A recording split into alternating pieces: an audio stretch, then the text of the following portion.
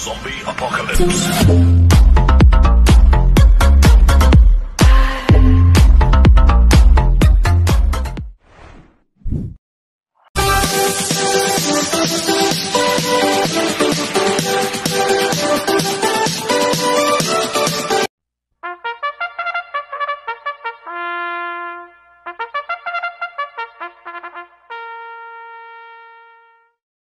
Gandang araw po mga bayang karista. Ngayon po ay araw ng linggo, May 26, 2024, karera po ng Metro Turf, Malbar, Batangas. Meron po tayong 7 karera sa araw na ito. Nandito naman po yung lingkod, Drunken Master Wangbu, aka Elo Atubudoy, para magbigay ng giya at analysis sa inyo mga bayang karista. Mga bayang karista, start po ng karera natin ay 3 p.m. At bago po ako magsimula magbigay ng giya at analysis, huwag pong kalimutan subscribe, like, and share YouTube channel ko po.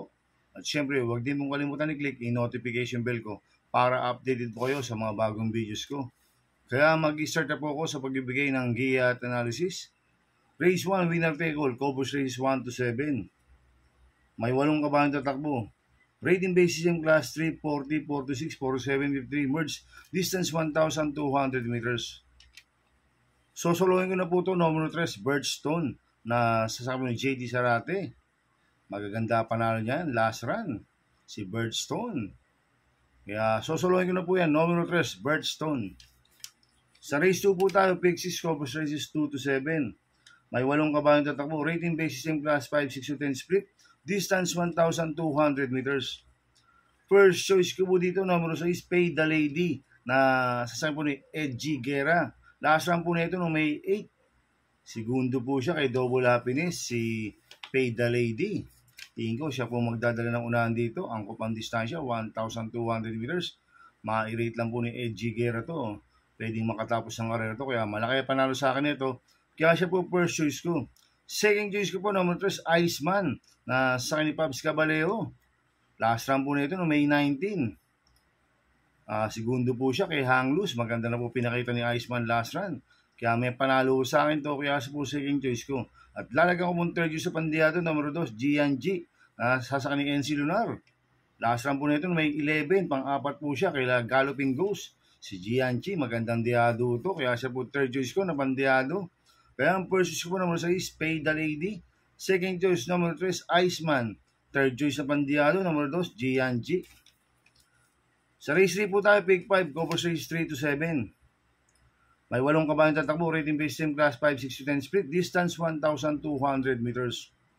First choice ko po dito, numero 7, Heroes of Caloocan, na sasabong CP Enson. Last run po niya no May 17. Segundo po siya kay Golden 8, si Heroes of Caloocan. Kaya malaki panalo sa akin ito, kaya siya po first choice ko. Second choice ko po, numero 3, Lucky Fortune, na sasabong ni AP Navarroza. Last run po nito no May 18. Tarsero ko lang Stand in Faith, si Lucky Fortune. Kaya may panalo sa akin to, kaya siya po second choice ko. Kaya ang first choice po, numero 7, Heroes of Caloocan. Second choice, numero 3, Lucky Fortune. Sa race 4 po tayo, pick 4, Cobos Race 4 to 7. May 8 kabalang tatakbo, rating base system class 4, 22-27 split, distance 1,200 meters. First choice ko po dito, bumaba po ng rating base system, numero 6, Save My Savings, na sasaka ni John Alvin Guse. Itong Save My Savings, mababa na sa laban to. Cambio Hinete, bigyan na po kay John Alvin Guse. Lasan, OP Cortes po sumakay dito. Kaya malaki panalo sa akin ito, kaya siya po first choice ko. Second choice ko po, bumaba rin po ng rating base system, numero 1, Queen Luis, na sasaka ni OP Cortes. May panalo rin po sa akin to, si Queen Luis. Kaya siya po second choice ko. Kaya ang first choice ko po, numero 6, Save My Savings. Second choice, numero 1, Queen Luis. Sa race 5 po tayo. May 8 kabalang tatakbo, rating base system class 5, 6 to 10 split. Distance 1,200 meters. First choice ko po dito, numero 7, Heavyweight, na sasakbo ni JD Pabilik.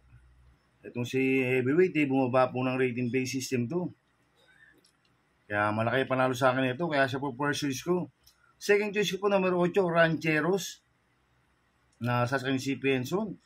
Last run po nito ng April 17, tarsero ko lang kay Taki Rain, si Rancheros. Kaya may panalo sa akin to, kaya siya po second choice ko.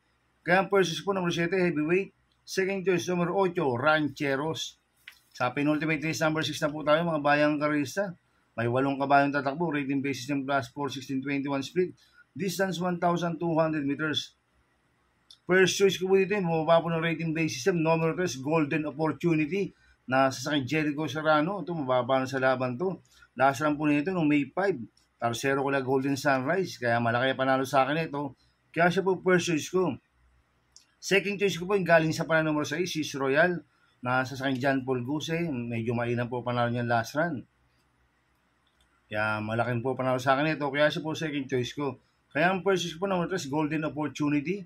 Second choice numero 6, Sis Royal. Sa last race po tayo, sa race 7. May 8 kabayong tatakbo. Rating base yung class 5, 11-15 split. Distance 1,200 meters. First choice ko po dito, bumaba po ng rating base system. Numero 1 ay Under Oath, na sasakyan ni Kelvin Abobo. Ito, bumaba na sa laban to. Si I Under Oath. Last run po nito may 11. Pang-apat po siya kaya Sartorial Elegance. Kaya malaki panalo sa akin ito. Kaya siya po first choice ko. Second choice ko po numero 2, Carried Away, na sasakyan ni AR Villegas. Last run po nito no May 12. Pang-apat po siya. Ilabarayong si Carried Away. Kaya may panalo sa akin to. Kaya siya po second choice ko. Kaya ang first choice ko po numero 1 ay Under Oath. Second choice numero 2, Carried Away. Good luck and happy racing mga bayang karista. Inuulit ko ito, gabay ko lang at analysis ko. Pero pagdating sa tayan, kayo pa din na masusunod. Sana iswertein po tayo ngayon at magsitama. Kaya good luck po sa ating lahat mga bayang karista. Mga bayang karista, shoutout muna ako. Happy racing po sa mga bagong subscriber ko. Sa mga walang sawang sumusubaybay sa YouTube channel ko. Maraming salamat po sa inyo. Kaya mga bayang karista, please subscribe my YouTube channel at Tubudoy 2.0. At sana ilagi niyo pong panoorin yung ads ko, huwag niyo pong skip. Kaya maraming salamat po sa inyo and God bless.